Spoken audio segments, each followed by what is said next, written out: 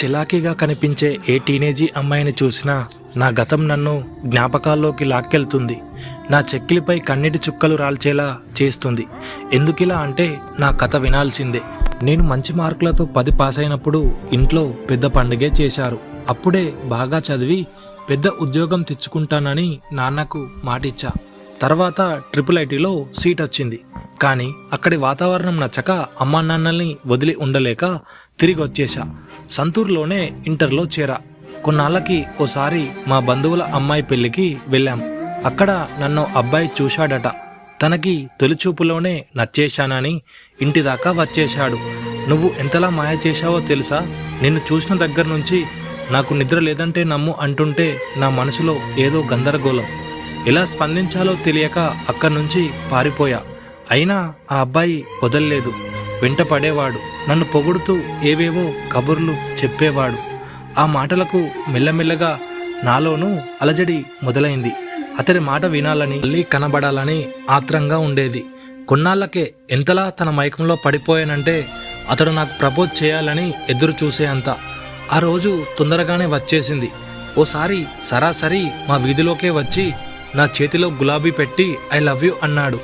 నా కళ్ళు మెరిశాయి, పెదాలు అదిరాయి. ఆ తర్వాత ఇంకా ఏమేం చెప్పాడనుకుంటున్నారు? నన్ను రాణిలా చూసుకుంటా అన్నాడు. ఎదురు కట్నం ఇచ్చి మరీ పెళ్లాడతానన్నాడు.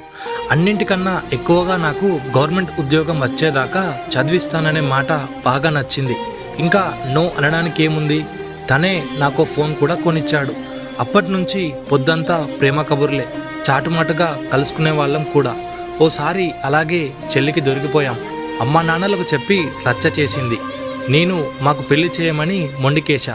అప్పటికి నాకు 17 ఏళ్లే. ఏ తల్లిదండ్రులు ఒప్పుకుంటారు? ముందు చదువు పూర్తి చేయమన్నారు. ఫోన్ లాక్కున్నారు. అమ్మ చనిపోతానని బెదిరించింది. ప్రాణంలా చూసుకునే నాన్న నాతో మాట్లాడడమే మానేశారు. వాళ్ళు నన్ను ఎంత ఆపాలని ప్రయత్నిస్తే అతడిపై ప్రేమ అంతలా పెరిగిపోయేది. ఆ సమయంలో మా వాళ్ళు నాకు విలన్లా కనిపించారు. కన్నవాళ్ళు పెళ్లి చేసేలా లేరని నేనే అడుగు బయట పెట్టా. నచ్చిన వాడితో 7 అడుగులు నడిచా. కొత్త మురిపాం. మొదట్లో బాగానే ఉండేది. కానీ 2 మనసులు కలవడానికి ప్రేమ చాలు. 2 జీవితాలు గడవాలంటే డబ్బు కావాలనే విషయం తొందరలోనే బోధపడింది. తనక ఉద్యోగం సంపాదన లేనే లేదు. పైగా తన అన్నా తమ్ముడు కన్నవాళ్లపైనే ఆధారపడి బ్రతుకుతున్నారు. నాకేమో చదువు ఆగిపోతుందనే బాధ. ఓసారి గట్టిగా నిలదీశా. నా దగ్గర డబ్బులెక్కడున్నాయి? అయినా నువ్వు బయటికెళ్తే అందరి కళ్ళు నీ మీదే ఉంటాయి. నేను కాపలా కాస్తుండాలా? నువ్వు చదవాల్సిన పనేం లేదు అన్నాడు. నువ్వే నా ప్రాణం, నీకోసం ఏమైనా చేస్తా అన్న వ్యక్తి ఇంతలా దిగజారిపోతాడని అనుకోలేదు. ఇది కాక అత్త తోటి కోడలు రోజు సూటిపోటి మాటలు అనేవారు.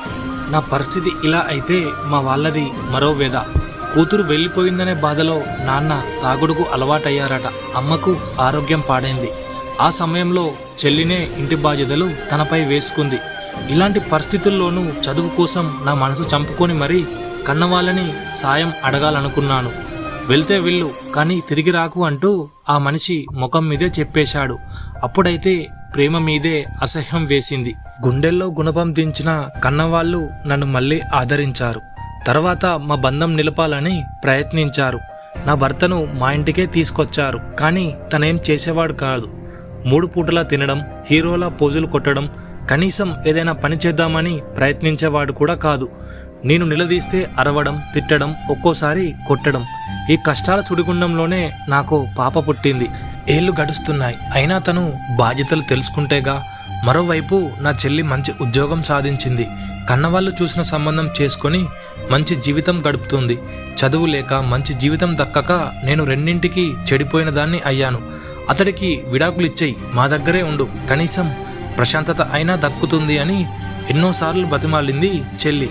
కానీ ఇదంతా నా స్వయం కృతం. శిక్ష అనుభవించాల్సిందే అనుకున్నా. ప్రస్తుతం నా కుటుంబం గడవడానికి ఓ కౌన్సిలింగ్ సెంటర్ నిర్వహిస్తున్నా. ఆడపిల్లలకు చదువు విలువ తెలియజేస్తూ కనీసం తెలిసి తెలియని వయసు ప్రేమ మైకంలో పడద్దని చెబుతున్నా.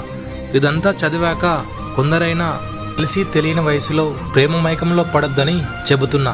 ఇదంతా విన్నాక కొందరైనా ప్రేమకి బానిసలు కాకుండా చదువు కెరియర్కి విలువ తెలుసుకుంటారని ఆశిస్తున్నా. Signing off. నేను మీ వాయిస్ ఆఫ్ బిగ్ బాస్. మీ ప్రేమ కథలను కూడా మాతో పంచుకోవాలనుకుంటే బయోలో ఉన్న ఇన్స్టాగ్రామ్ ఐడికి మెసేజ్ చేయండి. Bye bye.